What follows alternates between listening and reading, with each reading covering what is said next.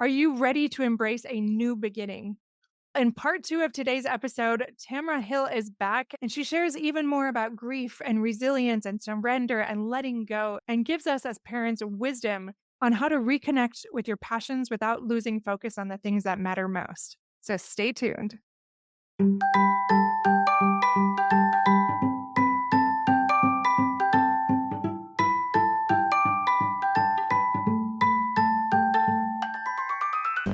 Welcome to Fulfillment Therapy. I'm Kendra Nielsen, wife, mom, and licensed therapist. Do you ever feel like you're doing everything right, but you're still exhausted and empty? Did you think life, marriage, and parenting would be simpler and more rewarding? Sometimes you just want to crawl back into bed and lose yourself in screen time and chocolate, rather than face that personal or family stress. You are not alone. This podcast helps you break free of the rat race and build a richer, more meaningful life, flourishing incrementally and realistically, improving your mental health and wellness, and living with deeper purpose beyond the mundane, no matter where you are in life's journey.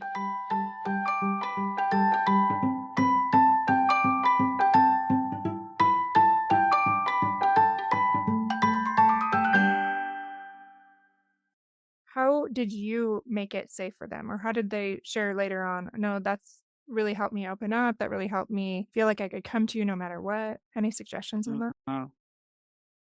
My son was at a recent reading for the book, and he said, "I thought I knew my mom really well, and I read the book, and I felt really proud that I do know her very well." Like, he knew a lot of the stories.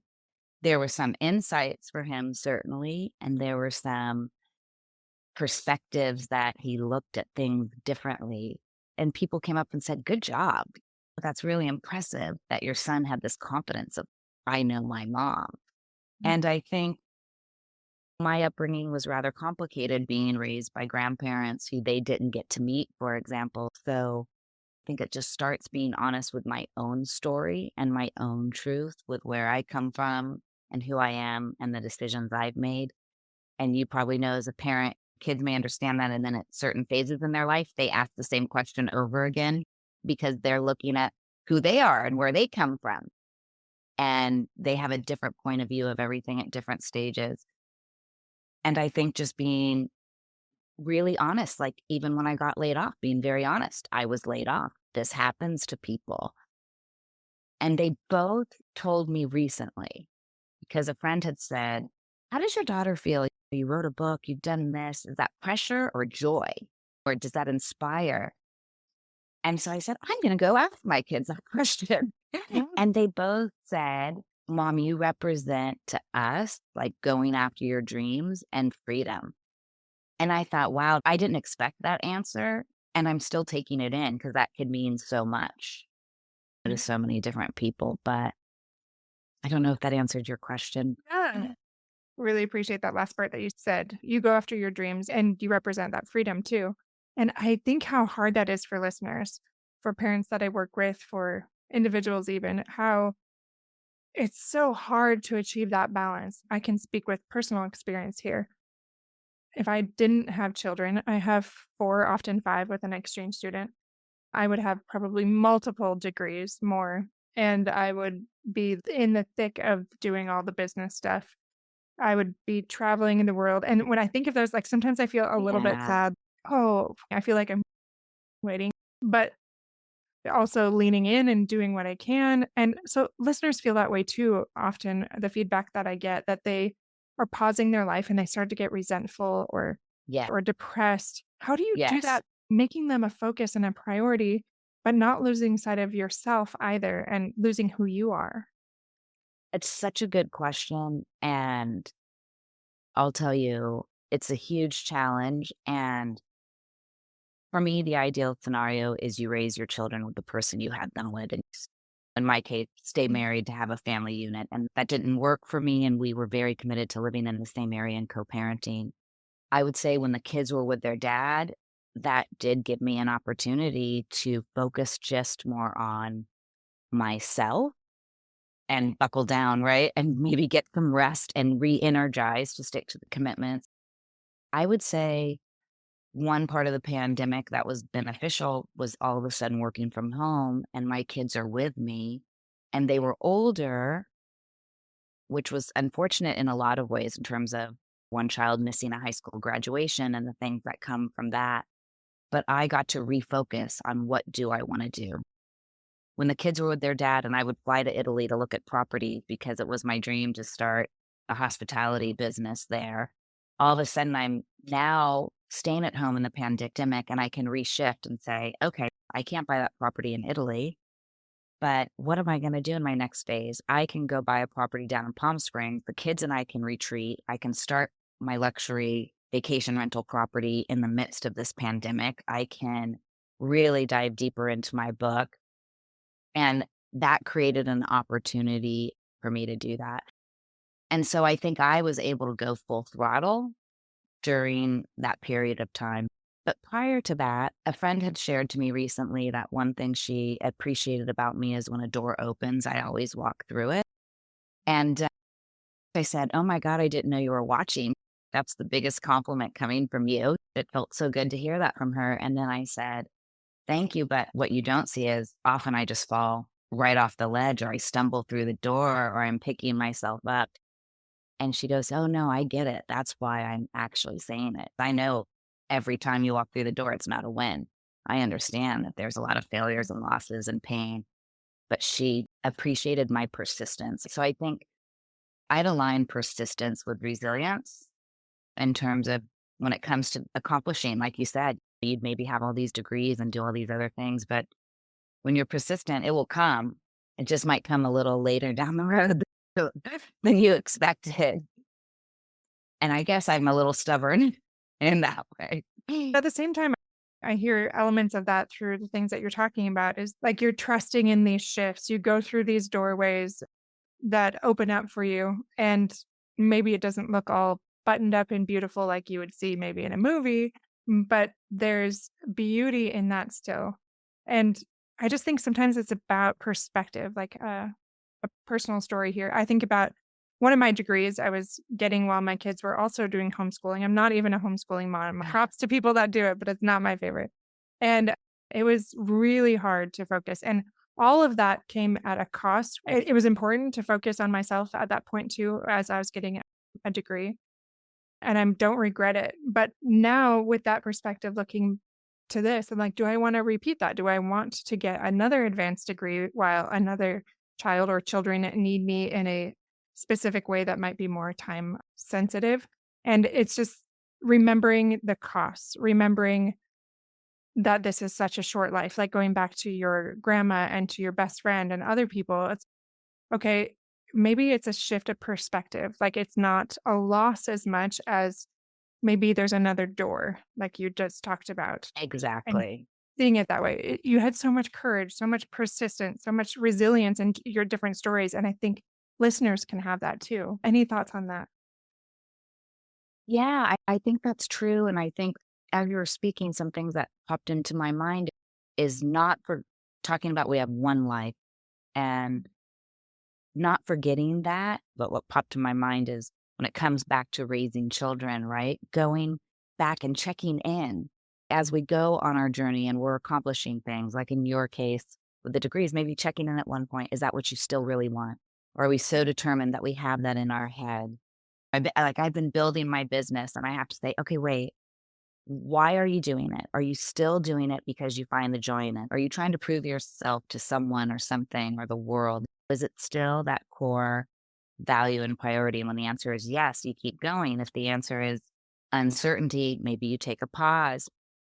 And even with children, if, there was an experience a couple of years ago, my kids arrived in Italy, we're having this great time. And then there was a moment of tension. And I don't know why, I just thought it was a great time to check in and say to my kids, "Hey, you can always talk to me about anything. If there's anything that happened growing up you want to share." That I just was the spidey sense. Yeah. And my son had shared something from when he was 13 or 14 that I just said, "Oh, buddy, I actually thought that was a great thing. Here's my perspective." And he started crying and got emotional. And I said, "I'm so sorry." And he goes, "No, mom, that was the easiest conversation ever. I wish I brought it up like 6 months ago." And I said, "Oh God, I really hope you guys can talk to me about anything." And he literally said, "I just love you so much. That was so easy." And I said, "Yes, you got to understand as a parent, you do something you think the kid's going to love. And it may be why you go to therapy when you're 30. Like, we need this feedback." So I would just say it's like constantly checking in Mm. because for me, with that feeling, knowing that life is so precious, something could happen tomorrow. I'm not here. Nothing's left unspoken. All those decks are in a row. So that's how I look at it. It's like checking your ego. Like, for example, last night I was talking to my daughter that's gone off to college. We had several hour conversation, all of us talking to her. And at the end, I was feeling very proud of myself. Look at how close we are. We're awesome. And patting myself Yeah, on the back. But there was a part at the very end where she was triggered by something, and you could tell it was something that needed a repair that maybe was blind to. And so that I tried to explore it, but wasn't quite the time. And then just what you said that resonated with me, that constant check in, maybe going back. I feel like so much of parenting, no matter what stage you're at, she's a college student, is repairing and reconnecting so that they do feel that's safe. right. Just like you said, that safety, that honesty, and not being so proud that we don't validate their feelings or give them empathy or make amends when the opportunity arises. It's so true. I'll go back to that word surrender. And as a parent, sometimes that is exactly what we have to do. We have to surrender in the moment, knowing it's not the right time, Yes. trusting that we can go back to it, trusting they're capable of us too. It's the unknown a little bit, right? And how we navigate those waters when we understand how hard it can be sometimes. And we don't have to overcomplicate it. Sometimes I think I over talk or try to defend myself. That is not required. Something simple like with your Yeah, son. It's just simple, just talking, validating, that's right. apologizing, whatever it might be. We talked earlier about your memoir, and I was wondering Yeah. if you have something you'd like to share with listeners, whether it's about your book or even resilience or grief that maybe you haven't shared yet, and also where we can find you. Sure. I would say, and there is a poem on this topic called The Asking, not being afraid to ask for help. That's something that I am still working on, but have made a big shift. And it's pretty powerful because if you are going after your dreams and accomplishing what you want in this one beautiful life, there's going to be moments that you need to be vulnerable and you need to share when you're having struggles and you need to ask for help. And I think that's so important for anyone to do. Oh, that's And beautiful. you can find me. I've got a couple Instagrams, Tamara1116, the Hill House Threads on Instagram, and a website that shows the properties that are available for rental. I do workshops on how to build the life in which I lead, whether it be a writing workshop or how to redesign a property to be a successful renter or just reconfigure your life living abroad. And that is thehillhousegroup.com. Love that. And we'll put those links in the show notes. Appreciate you coming on. And if you could share one of Thank your you. favorite poems, I'd love to hear it. Sure. I'd say this is relevant to our conversation and hopefully bring some comfort, just a really nice, simple way, I think, to live. And it's called The Thread of Maybe. We plan like architects of certainty, drafting futures on fragile glass. But life is weather, wild, unscripted, shattering even the best laid path. Anxiety camps in the unknown, pitching fear where clarity fades. But when we loosen our grip on control, the storm quiets, we find space. The thread of maybe is not weak. It flexes, bends, and refuses to snap. It teaches us to dance without doubt, to meet the dark with an open map. There's power in the not yet formed, in mornings that don't promise sun. For when we stop needing guarantees, we start becoming one breath, one risk, one radiant undone. That is so beautiful and a very perfect place to end it. All about surrender and going through those doors and letting go. Honestly, like trusting the process. It sounds like just the beauty that lies ahead if you're willing to let go. That's right. Mm. Thank you so much. It was really wonderful to be here. And I encourage everyone to become, right? The threads of becoming, try to become your best self. Thank you again, Tamara, for being here. We loved having you on the show as a guest today. Thank you so much. Thanks again for joining the conversation as we discuss how to thrive as a parent and focus on what really matters while enjoying this one life that we have. If you're ready for more hands-on guidance, you can find those at fulfillmenttherapy.org or in the show notes. And don't forget that we have upcoming group coaching as well as individual coaching that is now available. If you're looking to improve as a parent in your marriage or as an individual so that you and your family can lead more fulfilling lives. All right, my friends, I will see you back here next Monday with another new episode. Until then.